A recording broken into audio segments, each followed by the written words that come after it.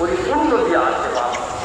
সেখানে কাজে নিয়তের কথা, সবরে স্থানের কথা সব দিয়ে আছে, আরও বিভিন্ন রকমের সব দিয়ে আছে। আপনারা কিতাব পড়ুন, কিতাব খোঁজ করে কিতাব পড়ুন।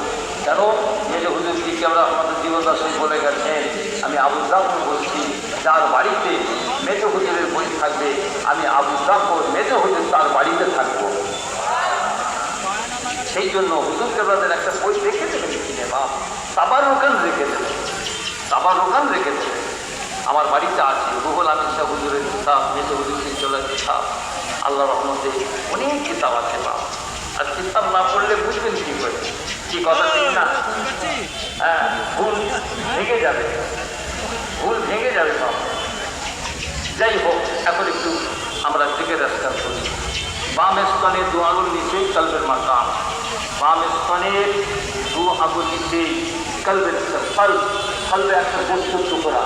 আল্লাহ রসুল বলছেন, ইজা সালাহাত সালাহাল জাসাদু কুল্লুহু ওয়া ইজা ফাসাদাত ফাসাদাল জাসাদু কুল্লুহু আলা ওয়াহিয়াল কলব।